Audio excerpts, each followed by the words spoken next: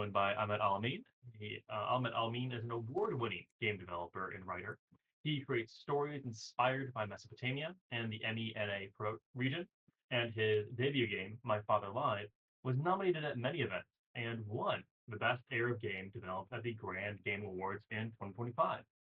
Ahmed Alameen, welcome to the stage. Hello, everyone. Can everyone hear me? Just checking. Oh, yeah, perfect, perfect. All right. So I'd first like to say thank you, everyone, for having me here at the best gaming slash history event out there. It wouldn't be possible without the awesome fellas behind this, and of course you. So I hope you will all enjoy my talk about. Let me share the screen. Can everyone see this? We can see the screen. All Sorry, right, you are seeing just your editor mode there, so you may want to reshare for that full screen version. I'm sorry. Oh yeah, so just a second, and here we go. Yeah, all right. There we go. Looking good. Perfect, perfect. So this is my talk. It's why we need to make games and about history and culture, all right?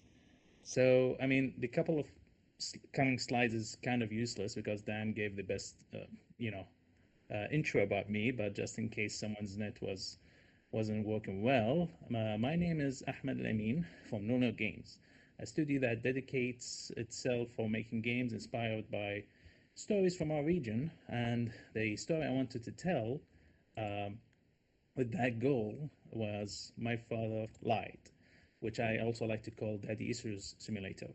It's a story about a daughter's search for the secret behind her father's 20 years disappearance, which led her to some kind of an abandoned museum slash research facility. And that place has stories and artifacts inspired by Mesopotamian history and culture and so on, which is a thing I wanted to share with the world. And gratefully, I was able to do that with some gaming events and so on. And I won some very modest award and nominated another. But I mean, here's the thing. I mean, I was able to do that, but what is so important about making games inspired by someone's culture or myth or history? I mean, so I made a game about that. So what? The thing is, I mean, when you play a game, you enter other worlds, and for decades, many of us, if not all of us, have entered world that depicted us and many marginalized people in a very negative way, unfortunately. Our stereotypical images has been stripped of humanity. I mean, our ancient history and culture were misrepresented, and our humor, our dreams, I mean, they've all been painted in a dark brush by someone else.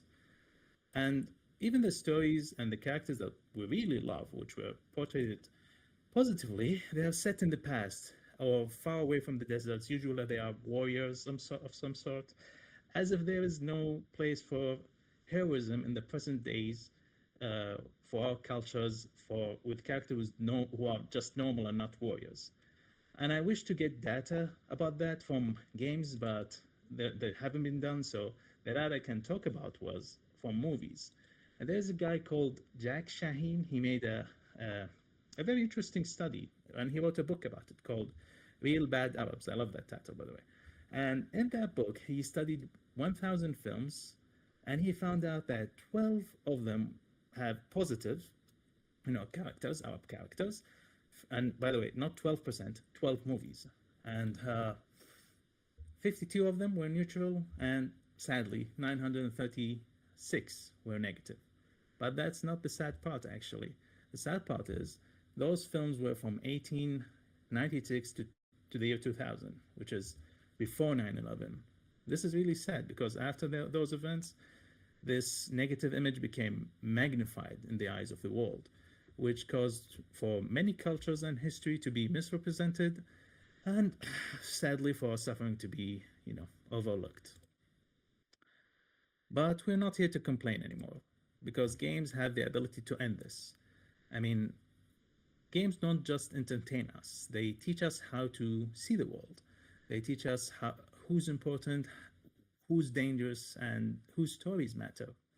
So today I want to talk about why history and culture in games matter, how often we get it goes wrong and what we can do about it. So, I mean, why does it matter, really? I mean, games are one of the most powerful culture mediums we've ever created. It's true. I love reading books. I love watching movies, but nothing beats a game. Pun intended. I mean, unlike films or books, players act inside the world. They make choices. They succeed. They fail, and emotionally remember those experiences. That means games don't just show history or culture, they shape how we feel. So imagine a player like someone from Tokyo. Um, Imagine him playing as someone who's safeguarding the books of the House of Wisdom, or a player from Paris, embodying the character of a clever merchant on a Silk Road, or someone from, let's say, New York, who is solving a mysterious puzzle in the modern street of Baghdad. This is how we confront negativity and show the true colors of a culture and history, not with debates or with arguments, but through experience and wonder. I mean, they are very, very strong cultural educators. For many players, especially young players, games are their first contact with certain cultures or historical events. If your only exposure to the region through games is, let's say, negative or whatever, that version become true. So if your first exposure is, let's say, 6 days in Fallujah, I mean, of course, your version will be the negative one. If you were exposed to Assassin's Creed Origins or, let's say, Mirage, I mean, you'll be thinking, oh, okay, that region has some kind of an ancient history and some modern-ish history or whatever. But if your experience was, unfortunately, I cannot think of many. That's the problem. This is the point of this talk. I mean, that's what gives us enormous responsibility, all the creators, whether we liked it or not. So what is the problem of misrepresentation? So my English is failing me. Anyhow, too often culture is treated as, it's like it's a decoration, all right? History becomes a backdrop for violence or conquest or whatever. And when the same simplified image is repeated over and over, they stop feeling fictional and they start feeling factual. An example of that is Pazuzu. I mean, he is, in Mesopotamian religion, is depicted as a force of good, a protector against bad omen. And unfortunately, I'm one of those people who didn't know that, thanks to Hollywood. I really believe that he was a force of evil or whatever, and most people outside this virtual place believe that too. So, I mean, when you study mostly about a place which with a history or myth distorted, you start to also distort your vision of the people who inhabit that place, unfortunately.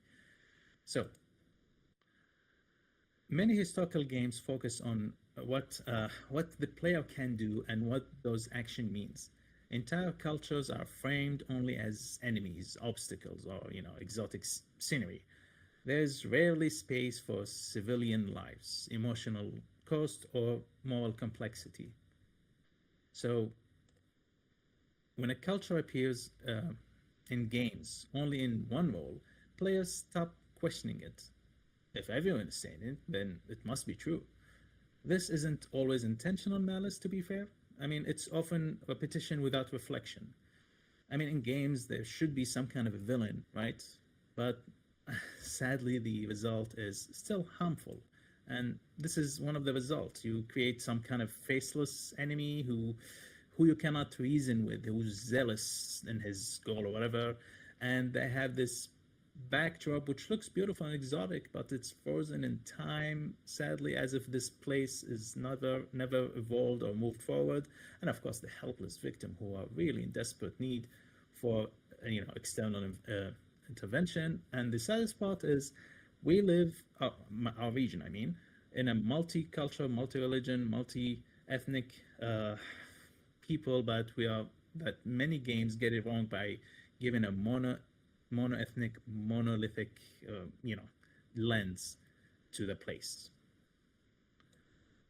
So okay, we know the problem. So how can we fix it? How can get it right? That's like as the slide says. Um, I mean, some games do succeed. There are a couple of games do that, and the ones they do, they don't try to explain an entire culture. They focus on one place, one moment, one human experience. That specificity, sorry, my English failed me again, creates authenticity, and authenticity creates empathy. A very, very beautiful example on that is a game which I really adore called Never Alone. Now, this game is a very good example because this game treats culture as lived experience, not as aesthetic flavor. The mechanics themselves, cooperation, environmental awareness, survival, they all reflect the values of the Inupiat people. And the game doesn't stop to explain the culture. Instead, it trusts the player to learn through interaction, which creates, respect rather than distance to the culture. So in my game, I tried to do the same thing also. In my game, My Father Lied, I established that the people have found something in a dig site, they built some research facility around it, and as the player investigates the place to know what really is, you get to learn a lot about Iraq's ancient history, modern history, and present. And I was able to create this museum because of the help of the Car Museum and the National Iraqi Museum, who provided me with reference images. And of course, I cannot forget the Agatha Christie Trust Archive for providing this amazing picture, which I love. It's Agatha Christie with Sir Leonard Worley and Max Mallowan. And this picture was taken in my city, the Car, by the way, which I really love because, I love Agatha Christie a lot. So, I mean, accuracy alone is, why does it work? Sorry. Why does it work? Because the museum is, it's there. So it's decoration, but it's not decoration. It's the background itself. And knowledge comes at the game through investigation. The more you solve puzzles, the more you know about the place and the people and the history. And of course, the player will learn through the main character's story, whose name is Inhidwana, nicknamed Huda, who through her we learn about how life for Norman humans was before, during, and after the war, which gives some acceptable insight into the culture and the human experience. So you cannot, accuracy is important, yes, but it's not enough. You can't be factually accurate, but at the same time you're going to be emotionally dishonest. Sorry.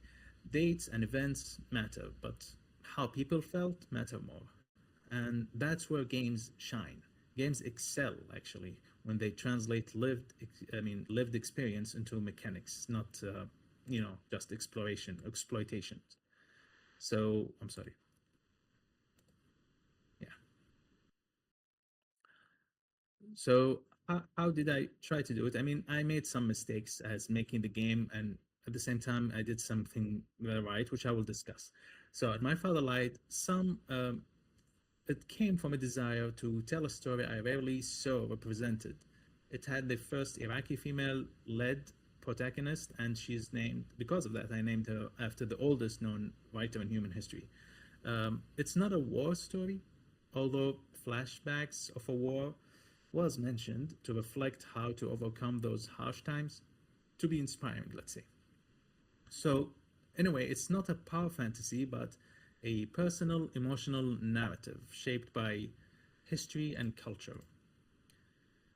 So, I didn't want to, explain a region or conflict directly. I wanted players to feel how history affects ordinary lives. Keeping the scale small made the story, more universal and not less. Many games build engagement through power. We cannot. I couldn't do that. If I'm trying to make a game that represent culture, I cannot just make games with powerful cats and so on. I mean, guns isn't a culture. Many games have guns shooting whatever, but if you want to represent a culture, it has to be something else. Uh, in this game, mainly I built engagement through sorry, vulnerability. My English, damn it. You have a person trapped inside a strange place, and this person, Huda, she's slowly going mad. When players feel uncertain or powerless, they listen more closely. So, one of the biggest things I learned from the game was how international the response was. Players didn't need cultural footnotes, you know. They actually enjoyed it. They wanted the emotional honesty. If the story is human, the culture becomes accessible. They saw my character's life, they saw her loss, and they cheered as she pushed through. That's how they became involved. My problem, my mistake making this game was making it too challenging. Some players felt like the puzzles were too hard, you know, and that might have broken the immersion in a way. But others really loved the challenges. Some people really love hard puzzles. I'm one of the people who love hard puzzles. I tried to balance that by having bonus puzzles with a cuneiform symbol that means mighty, but it still came out as a challenging puzzle. So we are still learning how to make games that represent history and culture. Hopefully, we can get it better the next time. So, but at least we learned the framework, all right? And if there's one framework I recommend is this. I mean, start with human experience. Decide what the player should feel and build the mechanics and narratives that serve that specific feeling that you try to convey. I mean, also that you don't need to the permission to tell a meaningful story, but you do need humility, and you get that through asking yourself why some certain tropes exist. Ask who benefits from them and who disappears because of them. And that's why I feel the need to explain what tropes are. I mean, they are a trap for many game developers. So the thing is, when we talk about tropes, we're talking about the familiar storytelling shortcuts. They help us communicate quickly, especially in games. But every trope solves a problem by simplifying reality. And when we repeat the same shortcuts, we also repeat the same omission. So the important question isn't are tropes bad? It's who benefits from this shortcut and what disappears because of it. So asking why, I mean, to be fair, asking why a trope exists isn't about guilt. It's about understanding what problem it originally solves, and whether it's still the right solution. When a culture appears only as enemies, the player gains clarity, that's for sure, but civilians disappear. That disappearance shapes how players imagine real people. When I was making My Father Lied, I mean, I kept asking myself, um, what what expectation does the player bring with them? You know, so I was thinking to myself, so I focused. I mean, okay, this is what I mean, and what human details usually disappear in games like this one. This is the second thing I thought about. So I focused in my game to avoid all these tropes trap, I would call them, by making the story, focusing my story on memory, on family, and uncertainty, things that rarely survive inside familiar tropes. So to sum this point, tropes simplify storytelling, but they also decide whose story gets told and whose get erased. So in a world of misinformation and polarization, in a world where history is being erased or changed, games matter more than ever. They don't just reflect culture, they actively produce it. What we choose to make becomes part of how people understand each other. So making games about history, it's and culture isn't about being political. It's about being responsible. If games are going to shape how people see the world, then we should make sure they do it with care, honesty, and this is very important, with humanity. Thank you.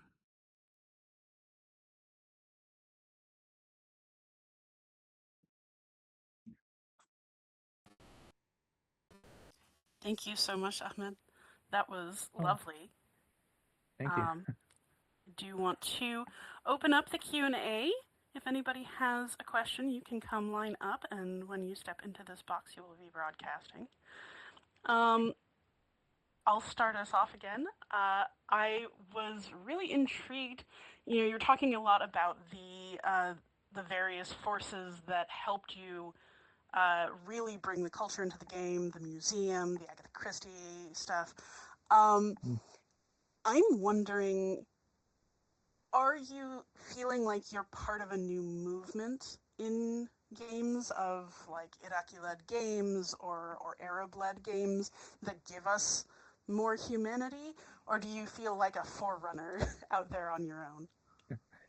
Um, well, I'm not the only one who's starting this. I mean, I started this idea since a very long time, and like 3, 4 years ago, I was the only one. I felt like I was the only one.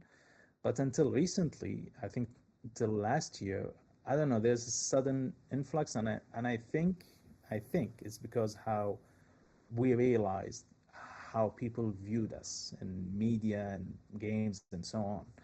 Um, Without mentioning specific regions and what's happening in the recent years, we realized that I mean, we've been dehumanized. This is the truth, you know. So I really felt that the best way to fight that is through art. Like, for example, I mean, like China was when it was invaded by Japan, they like very horrible things happened. But the reason why it stopped because the world found out through journalists and media. But for us, no matter how things are out there, we see it in 4K, but nothing's happening. And the reason why is dehumanization. The reason why I'm doing games about culture and history and so on is to find a way to humanize us, you know. So that I feel like I used to feel like I'm the first one there, but now I think I'm starting to have an army or something of many game developers and storytellers and movie makers who are started to, you know, to do amazing work, you know, and representing their culture and history. I'm really happy to hear that. We love to Thank you. see it. If anybody else has questions for Ahmed, please do step up to the mic. Yes, Colin, go ahead. Ahmed, thanks for your talk. I have a question for you. I was curious, aside from Pazuzu, what are some other kind of misunderstandings that are portrayed about Mesopotamian mythology in popular media? Oh, you know, I had a talk about that with my brother. Like many demons in horror movies are Mesopotamian demons, Sumerian demons, Babylonian demons. So yeah, the thing is, I honestly would say, like, mainly when they talk about inventions and stuff like this, I really rarely see this presented in movies. Um, for example, um, um, like no, what's it called? Sorry, like the stories. Like so many people talk about old stories and the older stories, like Roman story, but no one talk about Gilgamesh in movies. Very rarely they talk about these things. But misrepresenting wise, I honestly the Pazuzu one is the one that stuck with me. But I cannot give other examples. I feel embarrassed too about that because I should have done more research about that. But the thing is, I mean, as a culture, we are misrepresented. We cannot deny that. But in Mesopotamian history-wise, it's not just about not being present. It's misrepresented. It's not even presented well. It's not even seen. You know, it has one of the oldest stories ever. And the thing is about Mesopotamia, they kept writing everything they do, so we have all the information about Mesopotamia, but we don't have movies about them. Like we have characters like Hammurabi and Sargon, but where's the movies? Where's the TV series about those things? So it's just misrepresentation is one thing, and I'm sure there are many, but I cannot give example. I'm sorry about that, but it's not presented. That's the problem. Pazuzu was just a small problem. Was a small example, I gave. Thank you. Yeah, thank you.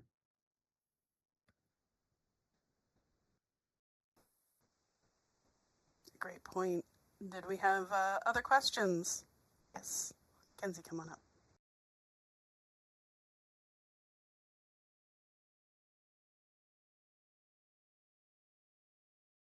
Oh, Hello? hello. Hi. Thank you for your presentation. And please don't be worried about your English. I cannot pronounce those words either. I mispronounce all sorts of words. But uh, have I'm not a big gamer, but I want to. My younger nieces are, and I take it upon myself to expose them to the world. And so, like you, I forgot the name, but your favorite game about the Eskimo and not Eskimo, an Inuit Yeah, um never person like alone. that. Yeah, Never Alone. That is a child's game, and your game, I've already looked it up and will be playing it, but it is for more mature More mature, yeah. audiences. So, It's a more mature, are yeah. there any good games that you know of that you feel are in this space that are for like 10 and under? That has like culture Yeah. background, like Never Or that are Alone. coming up that I should look out for, or yeah. Mm, my God. I don't think I can remember many. There's actually, Pop I quiz. was in a game. Actually, I know the upcoming ones, but they're still in development, so you cannot play them. But there's one called, what's it called? Book, Block. Yeah, Block. It's also from Iraq, and it's similar to Never Alone, and it's made by a Iraqi team. Actually, it's really nice, but you cannot. But it's not released. I don't think even have the demo yet. There are not many. Like I Never Alone is one example. I think there are games, but I haven't played much. Never Alone was an exception because I was intrigued at that time. I think 10 years ago when I played it, but I cannot give a very good example. But I'm pretty sure you can find right now if you had games like Never Alone. But it's the only game I can think of at the moment Well, I'll because keep. I was doing this presentation. But yeah, Oh no, yeah. Well, I'll keep an eye out for it. Thank you. sure. Just take a moment to suggest a couple that occurred to me as you were chatting about it. I would suggest Chia, Tchia. It's a game based in New Caledonia. It's good for kids. It's a little complex maybe, but it is kid centric, and there was another one I was Very thinking of, difficult to but there think there there to are a think lot of them. there are a lot of them that are very small. Oh, Gravity Ghost is a nice one, if you can find it. I don't know if it's still supported, but just a small indie game that's set in a very particular cultural setting. Do we have further questions for Ahmed? Please come on up to the mic.